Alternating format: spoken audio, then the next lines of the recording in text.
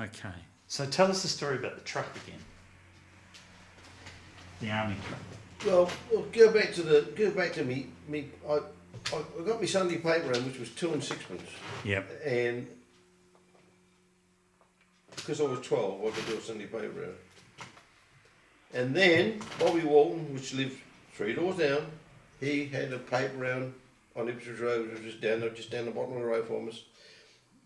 And that was 4 shillings a week. But my brains didn't say to me, well, why don't you ask the Sunday paper bloke to have 2 rounds and make more money? But because that was 4 shillings a week, which I had to work 6 days for, I took over Bobby Walton's paper round. And I was coming back. I used to go down to the paper shop, always the first there, and the papers would be on the footpath. And it didn't take me long to work out that I weren't going to frickin' wait for these people to come and open the shop for me to get me papers. So I used to take my papers out of the piles because I had my paper bag fixed on my handlebars. Right. So it was permanently on my handlebars. Took my papers and delivered. And when I come up delivering it, come back up the hill from the paper shop, there was all these people and this big timber jinker, which a timber jinker is a truck that it's got big prongs at the back that can dig in the ground and a big steel cable that can pull logs out of a forest or woods or whatever. And because I went to see what this timber jinker was backing, because all the fence had gone, and there was this truck that had rolled down the bottom of the railway line. And I actually see Fred Leach taking off down the road, and I thought, geez, is he in a hurry? Because he's the next door neighbour. Right. But this truck had gone over the roundabout, straight through the rail, and it was quite a few yards it would have been, down onto the track. But I had to do my paper round because I had to get to school, so I went off and done my paper round. So I don't know what happened to the people in the truck. Okay. It would have been. So you did the paper round before school. Yes, yeah. I'd get up and I'd be down the paper shop by 7 o'clock. Yeah. Always never been a problem. Yeah, and do my paper round, and Saturday morning I used to have to pick up the money, and but this gentleman, old chappie, lived to me he was old. He always left, when the apples were there, he'd leave me apples on the seat and paper on the seat. Yeah, but up where I turned round to do my paper round, about another, I don't know, 3/4 of a mile maybe, was the American Air Base, which was, the early part of the war was Marauders, twin-engine Marauders, and we used to go up there as kids and they'd give us chewies. Because you couldn't get chewies? No, they'd give us chewing gum, yeah. And chewing gum wasn't something you'd get in a normal shop? No, you wouldn't get anything. No. You wouldn't even get peppermints. No. And the end of just before D-Day, they turned over to single-engine Thunderbolts, which was an American single-engine plane, but with long-range tanks. Go back they were big. They could fly. They had fuel to fly a long way, and they used to put tanks on the end of their wings. And going back to the tanks, we got our money together once and bought a tank which was made out of cardboard. Some of them were made out of metal. The next door leeches, which they had more money, so they bought a metal one. And us kids, we bought these are long-range fuel tanks. These are long, they used to drop them. I was going to say they dropped them. They dropped them over. Why these were back and why these were for sale, I don't know. So, but anyway, we bought one. Yeah. Cut it out. Put outriggers on it. You've got to mind we're enterprising kids. There's lots of us. There's lots of brains, and we took it down to Partridges, which was the River Cone that ran. Partridge was as part of Race's Farm. Race's Farm was just up the road, was a dairy farm, and they used to do wheat too. And that's another thing. We used to go when the wheat crops were cut and finished, and the sheaves were taken off the fields, not paddocks, fields. Mum and Nick and I don't know if my sister would have done it. We used to go what you call gleaning.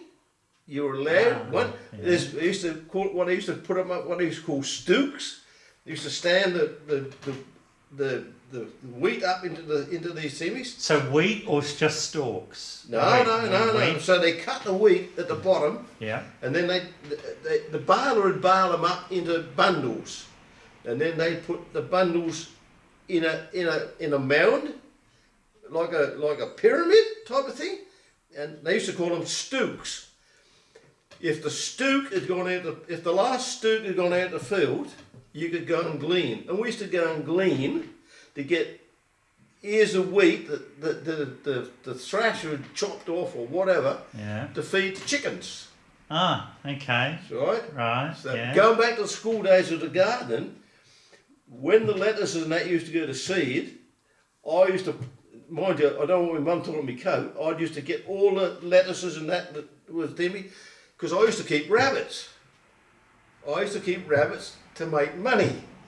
I used to get them and breed them and fatten them up and take them to the markets And sell them on Saturday morning. Yeah.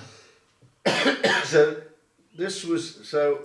I was always like to think I was enterprising. Yeah. So that's it. So you just go and get enough of these wheat stalks that were laying on the ground. Yeah. Well, usually the heads. Yeah. The ear of wheat. I'm talking about barley, Timmy. Not. There's wheat and wheat. There's what they call barley one, which we should chew and eat. Chew, which you could. It's a long ear. It's an ear of wheat. We knew it was wheat, but here they call it corn. I think they do. No, I'm not sure, but it doesn't matter. So, but that's what we used to do. Go down to the racist fields and get the thingy. So anyway, we took this fuel tank down to the river. Fuel tank, made of cardboard. Made of cardboard. So was it like a waxy cardboard? No, it was silver. It was all. When they used to fly over, they had two tanks on. You see, when they took off from Boxing Aerodrome, they had these two fuel tanks on. Now, how did these come back on? Because they used to jettison them. But the Waltons had a flat one, a big. Not the Leeches had a flat one, a big flat one. So they used to have two big flat ones on certain other types of planes. But water and cardboard don't work. No, not if it's just ordinary cardboard. No, that's right. Yeah, after a while, the tank sort of disintegrated. Yeah. So it had sort of like silver coating on it. Oh yeah, it was painted. Yeah, it was painted. I don't think it might have even had American. Going back a long time now, man. Yeah. They might have had American insignia on the because. But essentially it was made of cardboard, so... Yeah, it was made of cardboard. But the point of it was, they used to come in cardboard boxes. From America, in cardboard boxes. Well, I assume from America. And the cardboard boxes would have a timber frame all around the outside of them. Mm-hmm. So my dad buys, I don't know if we bought them, got them given, or whatever. So he gets a load of them and builds a shed with them. Oh. We had this shed made out of cardboard and timber from the fuel tanks with iron on the roof. The only way the iron kept down was great big logs of wood on the roof. It wasn't nailed down. It was not at all. No. And the wind got it one day, blew it over a bit, but we managed to get it back. Yeah, so enterprising. Yeah, so we had this shed, and I used to. See, as I said, my dad used to run the canteen. Now, that was another. See, he knew another bloke in the management department just down on Ipswich Road. Can't think of his name now. Doesn't matter anyway. And I used to have to take stuff down to him. And inside the door, he had this, a pot with umbrellas and whatnot, and he had this slug gun in there. Okay. I don't know how many times I must have said to him about this slug gun, and one day he said, "You can have that slug gun." So I painted a target on the shed wall and used to sit on the back door step and fire darts. Oh, so this was like an air rifle, compressed air? Yeah. You should just crank the handle. Yeah. It was a pretty big barrel, so you had to take the end of the barrel out and put the dart in the end of the tube, then put it back in the thing and then load the gun and bang. And I used to fire at this target on the shed. with these darts. And yeah, it wasn't bad actually. It was better than my brother. Yeah. So yeah. But then go back to the war years. I mean, we got up many nights, for no reason at all, because they were just flying over us to go to London, but they didn't know where they were going to bomb. Because Colchester being the garrison town, that was the thoughts that we would get plastered. You know, you think that you got. Well, you had an American Air Base up the road. Oh yeah, American Air Base, which never ever got touched. I mean, they had great big ACAT guns, big what they call Beaufort guns. They were massive, and when they went off, they'd rattle the windows. But they didn't stay long because the Germans never come after them. And they never come after the barracks. When you got, thousands of troops. I mean, there was lots of barracks, and not just one. Yeah. There was thousands of troops garrisoned in Colchester. And he didn't come. And the night he did come, he didn't come actually. This plane was flying over, and in the middle of the barracks, what they call Abbey Fields, which was a pretty big field, and they had what they call a box barrage of rocket guns, or some sort of guns. They used to fire up and fire in a box.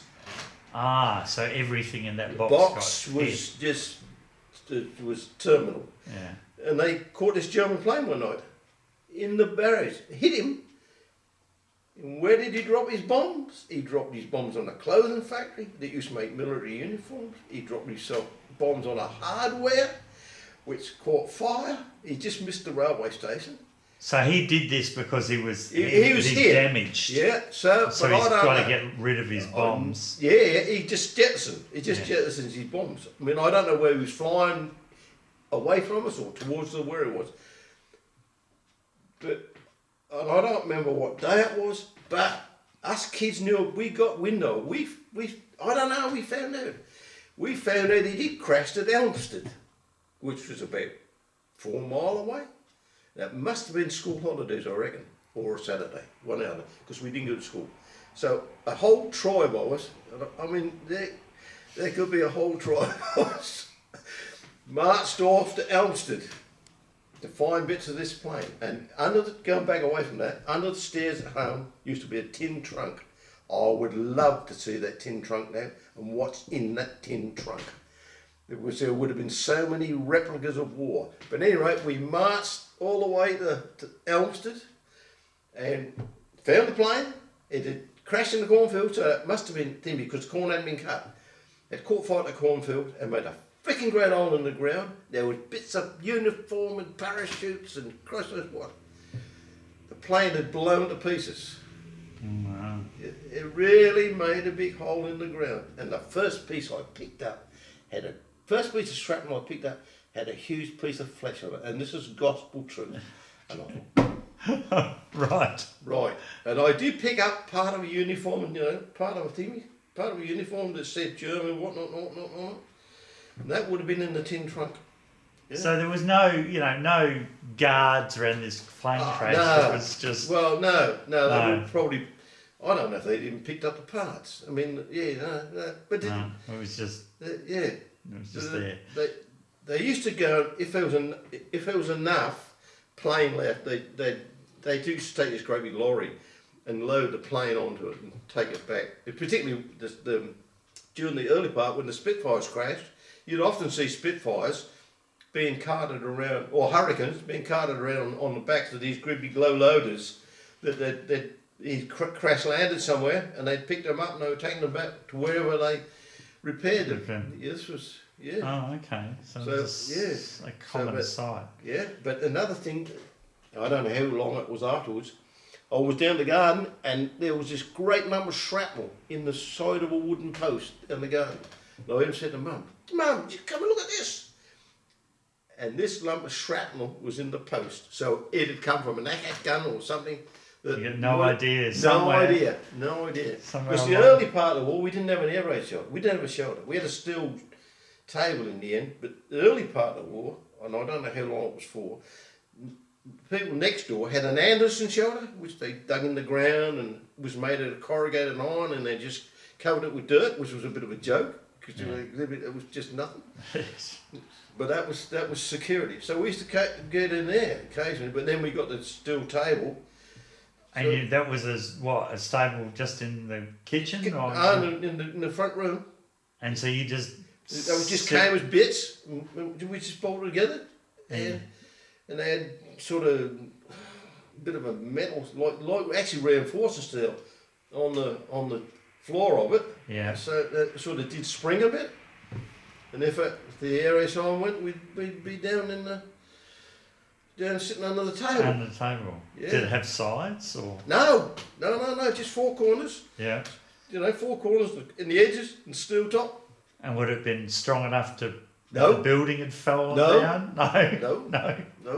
But that was. But the government sent these out. This is the thing. Yeah, when out the end of the street, we had a huge huge water tank, massive water tank. They used to keep filled with water for incendiary bombs and things like that. And so the fire service can pump out of it. Ah, to fight fires. Yeah, right. But I mean, it would have been a joke because they would have pumped it out in no time. And having been a fireman, trained to be a fireman in later years, they would have pumped it out.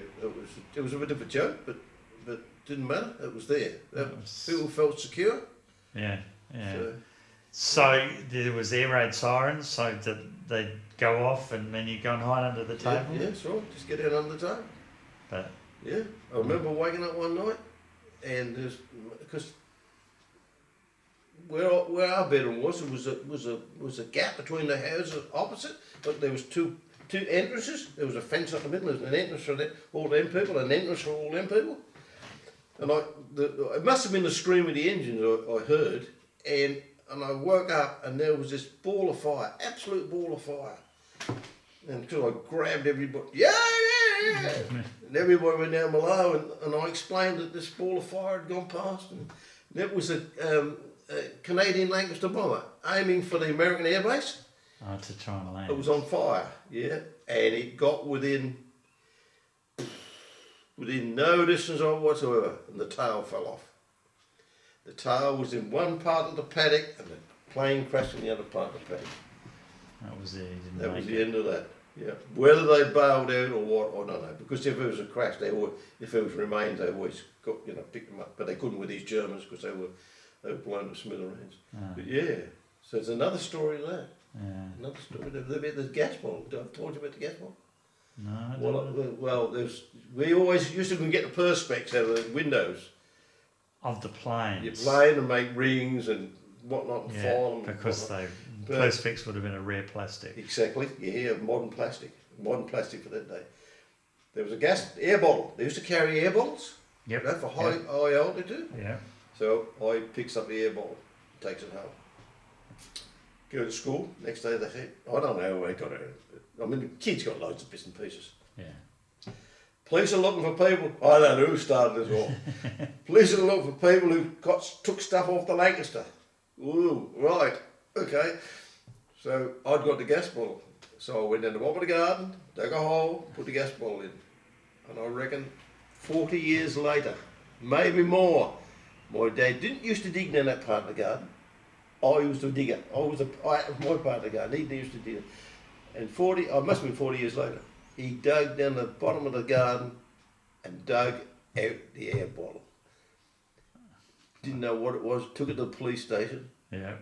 Thinking it might have been a bomb. He said, yeah. They said, where'd it come from? He said, I found it in my garden. So he must have said something to Mick, because Mick knew about it. Oh, Mick knew about it, right. Yeah, he must have said something to Mick, and he said, well, Ron buried that. 40 years earlier. Yeah. All right. Yeah, he would have said, little bugger. Yes. But that's it. Kids collected all sorts of stuff. Oh, look, yeah, that's what I say. I'd love to see that tin trunk now. I would have had so many Bits and pieces. Yeah. Because you didn't, well, I don't know, what sort of toys did kids have? What did they? Lead soldiers. Yeah. Oh, quite a few lead soldiers. What did we have? Oh, we had books, painting books. Yeah. Yeah, we never went without. I mean, at Christmas, the stocking was always up on the end of the bed, and oranges and apples and nuts and toys, and yeah, and then there'd be the bits in the you couldn't open till after Queen's speech or King's speech as it was then. There were certain other presents you couldn't open till after 3 o'clock in the afternoon. Oh, yes. After the King's speech, we used to stutter and. Oh, that's what he did. No, we never. No, we never. What did I actually have? Yeah, I mean, I had train sets.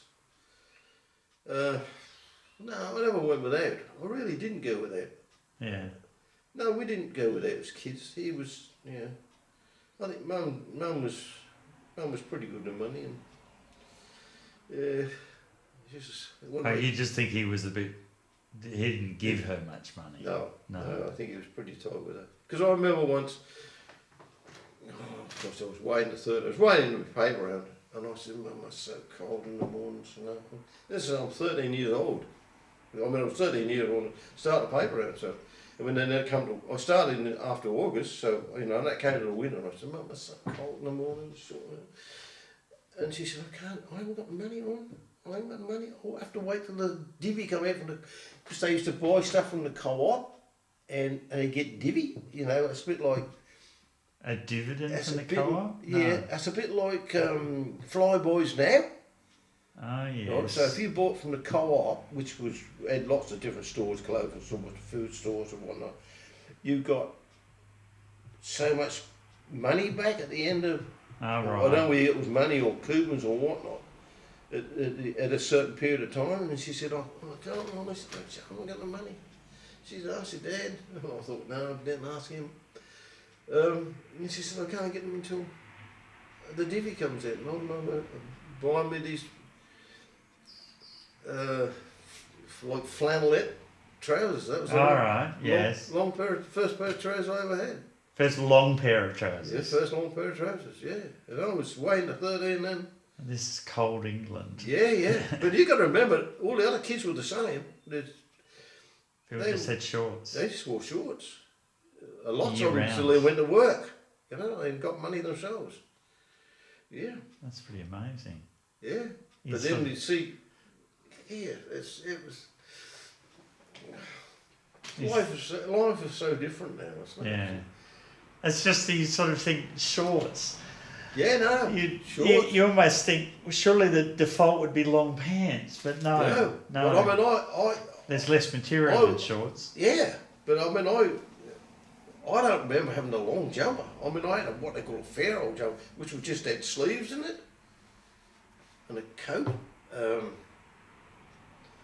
don't remember having a long sleeve woolen pullover not till I started work. No. It wasn't on. It was people, and that's how the kids were. We used to play Cowboys and Indians and Robin Hood and bloody soldiers and. Yeah. Yeah, life was simple. They just did it with shorts. Yeah. Yeah. Oh yeah. Shorts. Yeah. Mm. Yep. Yeah. I mean, when I got to work, I started work. I left school at 14, and Mick had to go till he's 15 because they changed the teamings. So he had to go. So you that would have been you were 14. I'm just trying to think. Was it the end of the war? Yeah. It's the war finished. War finished in August. Yeah. The war finished in August finished in May as far as Europe was concerned, the Germans, but it didn't finish until August. Ah, yes, in Pacific. The Japanese, the Japanese surrender, after the Russian were bombed. I was at work. I started work before I was 14.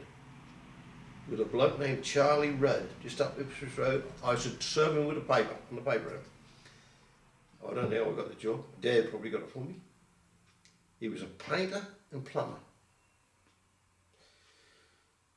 I started, and then we got a day off for VJ Day. And I remember riding my bike along, you've got to remember there wasn't many cars. I was riding my bike along Ipswich Road, and I ran into the back of a car. Oh. And bent me forks and said to Dad, bent me forks, Dad. I'll fix them, boy. He took it to work and got them fixed, and away I went. And I don't know how long I was with this bloke. You got to remember then, you couldn't buy materials, you got loads of second-hand stuff I used to have to clean up. Oh, as in, like, we're talking about plumbing materials and stuff. There just wasn't new stuff. You couldn't buy anything, mate. And this woman said to him one day, said to him, I was doing something, right? And she said, how's your new apprentice?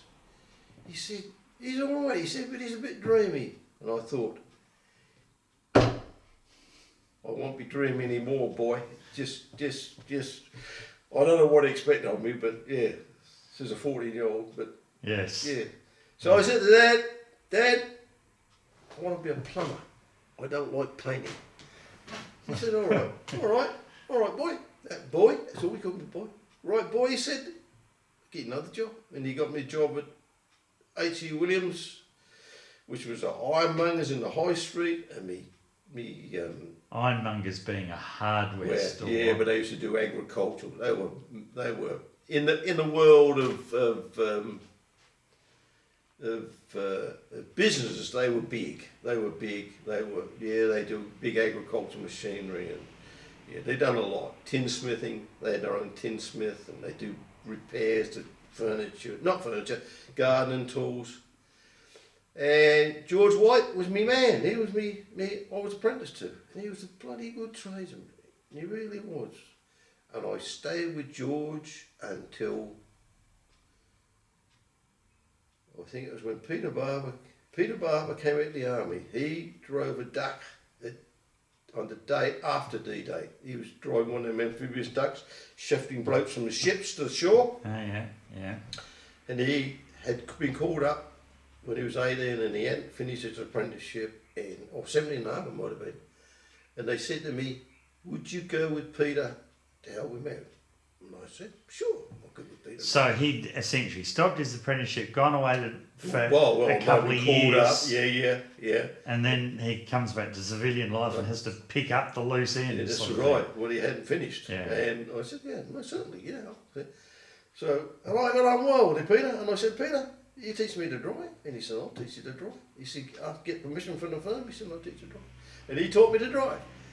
And we got because he knew how to drive because he could drive a duck. And he was a good driver. He was a good driver. And we used to have a little Mini Minor van. That's what I learned to drive it. And I passed him a car, a Morris 8 car. And we'd be out on job, and we'd time ourselves. We'd take it in turns to drive back, and we'd time ourselves who could get back the quickest and things like that. Oh yeah, yes. Yeah, he was a good bloke. The trouble is, he ended up with a brain tumour, and he married a German girl, Ruth. His dad worked for the firm, and he was a nice bloke. Peter was. He was.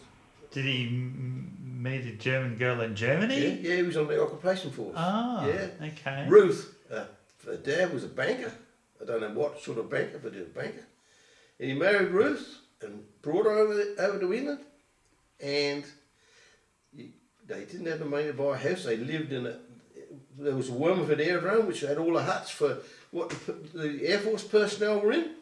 So they changed them, and so they were accommodation for people to live in. You got to think things were pretty lean and mean. Yeah. I mean, even in the plumbing, getting some of the things, and that's where him and Ruth started off. But the old man wouldn't talk to him. He wouldn't talk to him. He wouldn't talk to her. But she was a charming lady. So this is because she was German. Because she was German, and we defeated the Germans. He couldn't say, well, let bygones be bygones. But she was charming, and they had 2 daughters. But he did get. Yeah, and I said to her, what's the prognosis? She said, there is no prognosis. She said, he's going to die. And I said, oh, Jesus. He was a great, I mean, it was lovely to work with him. Yeah. When I was there's me, still an apprentice officially, and I'm telling Peter, this is the way we'll do it, Peter. But he never finished his apprenticeship? No, he never finished. So he really was... See, I had to do 5 years. And you'd done more time than he had? Yeah, well, I'd done, Yeah. So yeah, but he. So he was at a bit of a disadvantage. But he wasn't. No, not I'm talking about big name myself, but he wasn't.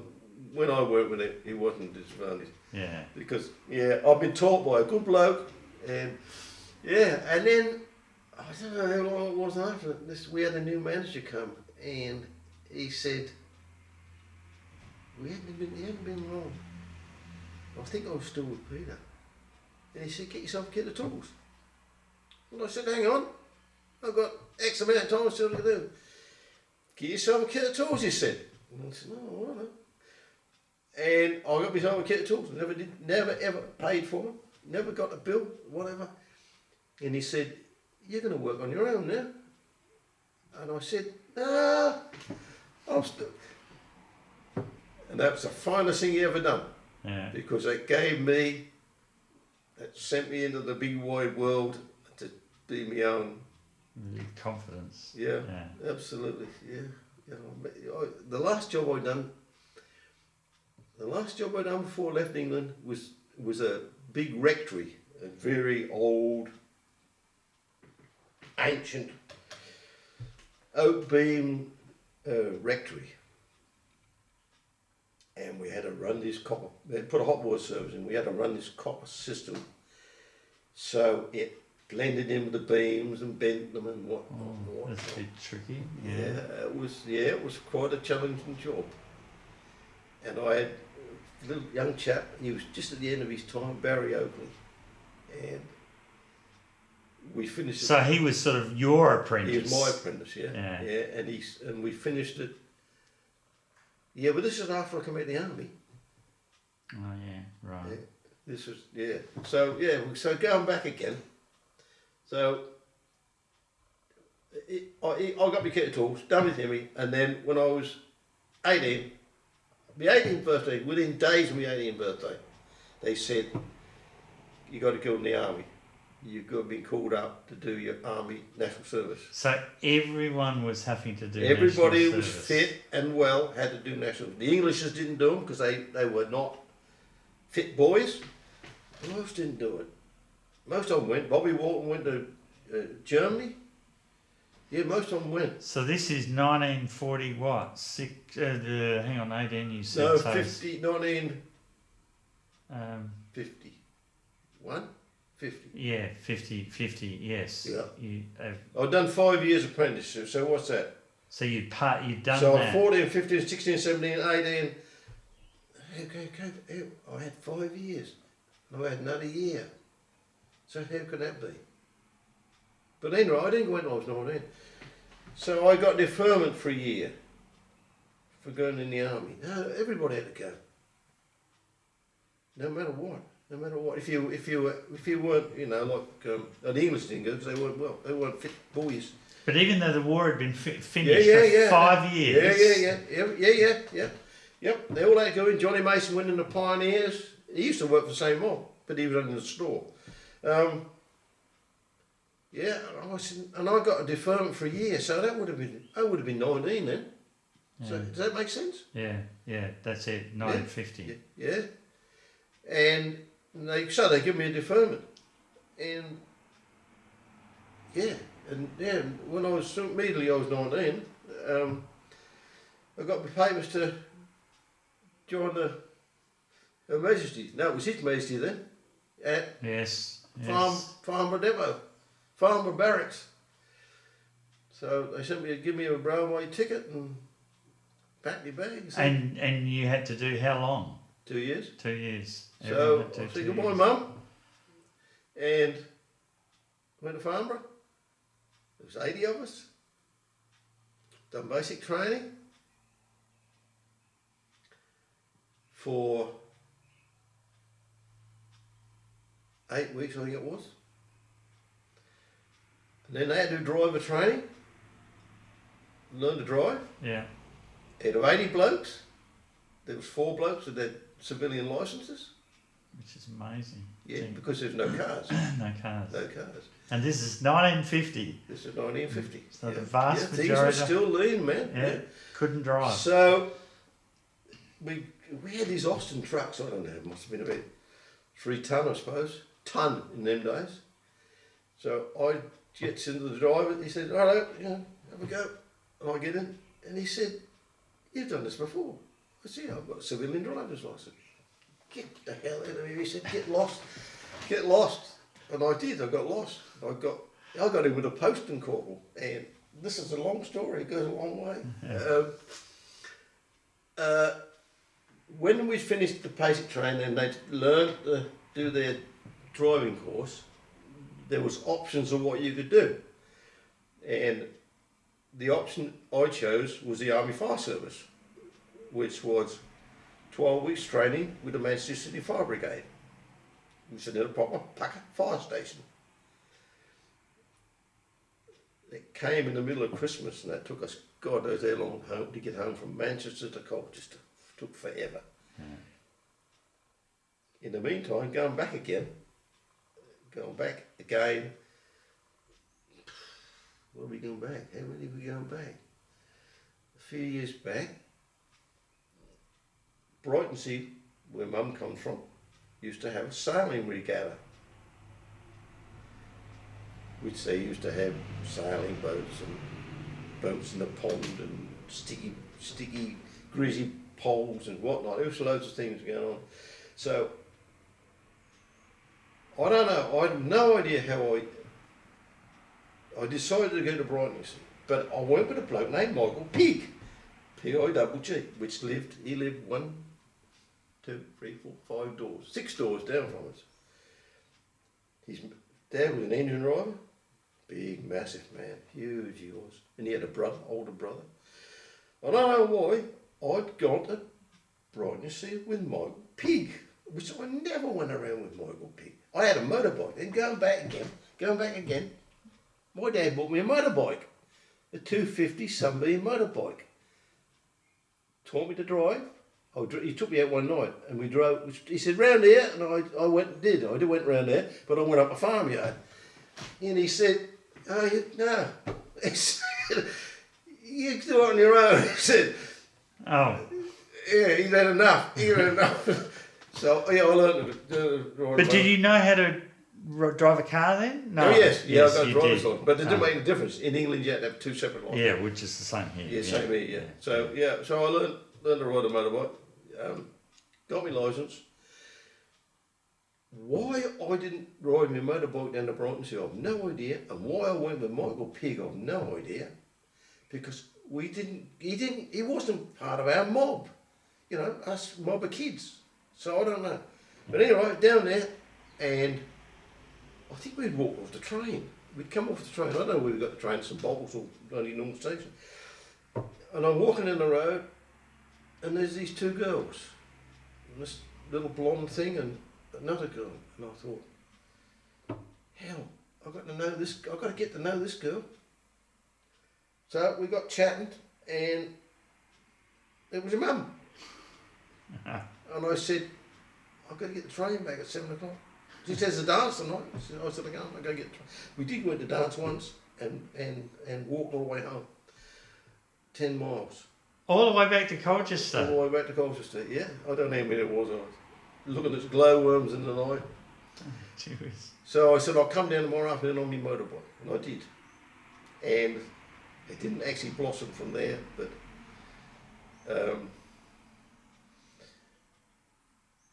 we belonged. I don't know why. I mean, I was never played cricket. I never played football. I was never. No, I don't think I was ever any good at it. But my brother started cycling, and I thought. I said, "What are we doing this for?" He said, "Oh, I'll join the Newtown Cycling Club." And I said, "Oh, right." So I went and bought myself a bike and joined the Newtown Cycling Club. And who was in the Newtown Cycling Club? It was Louis. Oh, okay. So the lots of this is a later thing. Yeah, a bit while later. Lots of the girls and that in there were from Brightonsea. But in the meantime, before that, my mate was Bunny. No, this is after. So I joined the Newtown Cycling Club, and we used to do sort of road races, but they were not real well organised. So the Newtown Cycling Club folded up, and I joined the Colchester Rovers, which was about 80 membership, and so I took up to cycling in a big way, doing lots of miles and doing time trials. And me mate I used to ride with was Bunny. He was my best man at the wedding anyway. He was tall. He was a good cyclist. My best time, I could never beat him. My best time was 1 hour and 5 minutes and 25 seconds for 5 miles. And he was 25 seconds in front of me, and I never ever did beat him. Never ever. On any race I rode him, I never beat him. He was a lot taller than me. But once we were down at Walton, down the beach. And I don't know why we were there, I have no idea. And what we used to do sometimes, we used to ride along, and one or the other would say, "Burn!" And you'd go for your flicking life. But I could never beat him. And one day, I don't know, we were coming over from Walton, and whether somebody said bloody burn or what, I don't know. But we must have burned, and I ended up in Clacton Hospital with a broken bone over my eye, and he jumped in my leg, and he ended up, I think they only treated him there and he went home. So I spent 3 weeks in Clacton Hospital with concussion. And you didn't know what happened? Never knew what happened. Never happened what this day. And Bunny didn't know what happened? Bunny didn't know what happened. And the bikes somebody found us on the road and put the bikes in their garden, and I had to get the bus down there to get my bike and ride it home. And this was the bike my dad said, pay for. Oh, yes, the 12-pound bike. Yes, you don't have it. It was just a frame, and I just added the bits to it. So, yeah, never beat him. I think at that point we better pause because I